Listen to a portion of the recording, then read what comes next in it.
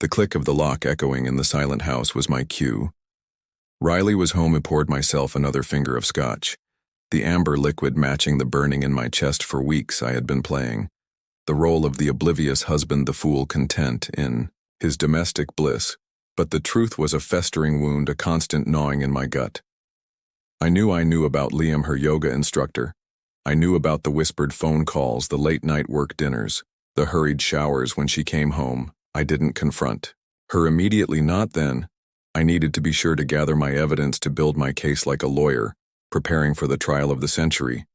And boy, did I build a case. I hired a private investigator, a discreet, efficient woman who provided me with photos, timestamps, even transcripts of their sickeningly sweet text. Tonight was the culmination of my meticulous planning. The crescendo of my private opera of betrayal on the kitchen table. Nestled amongst bills and junk mail, sat a plain manila folder. On its front, in bold black marker, I had written two simple words: read me. Riley entered, radiating a false cheerfulness that grated on my nerves. "Honey, I'm home," she chirped, the scent of his cologne clinging to her like a second skin. She froze, her eyes landing on the folder. Her forced smile faltered, answered, replaced by a flicker of confusion. Then fear. "What's this?" she asked, her voice barely a whisper. "Just something I thought you should see," I replied, my voice calm, deceptively gentle. She snatched the folder, her hands trembling as she opened it. The color drained from her face as she flipped through the pages, the photos, the texts, the dates, times, locations.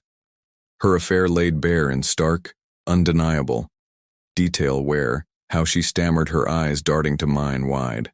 "With panic, does it matter?" I asked, taking another sip of my scotch. "It's all there is in it. Everything you tried so hard to erase." She had been so careful, so meticulous in deleting messages, covering her tracks. She thought she'd outsmarted me. She'd underestimated me. I had accessed cloud backups, retrieved deleted files, pieced together the fragments of her deceit, like a digital archaeologist. "James," she began, but the words choked in her throat. She crumpled onto a chair, the folder falling to the floor. The damn of her lies finally bursting. Tears streamed down her face.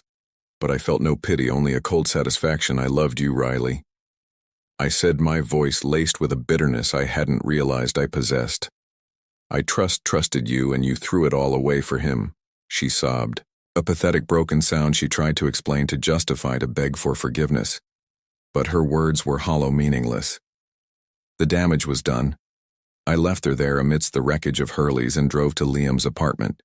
It was a trendy loft in the city, the kind of place a yoga instructor who also happened to be the trust fund baby of a prominent local businessman could afford. I didn't bother knocking. I kicked the door open, the flimsy locks splintering under the force of my rage. Liam was there, shirtless, looking startled, a half-empty bottle of wine on the coffee table. "Who the hell," he started, but I cut him off. "You know exactly who I am," I snarled, advancing on him, my fists clenched. "I'm Riley's husband, the husband. You've been screwing behind my back." I stumbled back, fear finally register string in his eyes. "Look, man, I didn't know. Don't give Meth that crap," I roared, grabbing him by the collar and slamming him against the wall. "You knew exactly what you were doing. You knew she was married." I let him go. Disgusted, I didn't want to touch him, Toby, any closer to the man who had defiled my marriage, my life. "It's over," I said, my voice low and menacing. "Sheck, done with you, and if I ever see you near her again, you'll regret it." I left him there, a trembling mess. The remnants of his smug confidence shattered. The next few weeks were a blur of lawyers' paperwork and the slow, agonizing process of disentangling our lives. Riley tried to contact me to apologize, to plead for a second chance, but I was done. The trust was broken. The foundation of our relationship crumbled to dust. The divorce was finalized quickly. Surprisingly amic given the circumstances. I kept the house, the dog, and most importantly, my dignity. Riley left town. Her reputation in T.S. Liam, I later learned, became the subject of local gossip. His affair with a married woman, a stain on his pristine image. His trust fund couldn't buy him out of that scandal. I sold the house, a place filled with too many painful memories, and moved to a small town by the coast. I started a new job, made new friends, and painstakingly began to rebuild my life. It wasn't easy. There were days when the pain resurfaced, when the memories of Riley's betrayal clawed at my heart.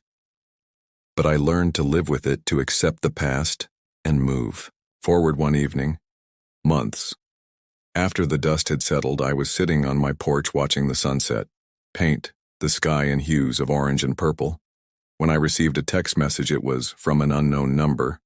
_I lost everything. It read, _me job, my friends, my family. You were right. He wasn't worth it. It was Riley. I didn't reply. I deleted the message, and with it, the last vestiges of my anger, my hurt, my lingering connection to her. I closed my eyes, breathed in the salty air, and finally truly let go. The sunset that night felt like a new beginning, the promise of a future free from the shadows of the past. My revenge wasn't just about exposing her lies.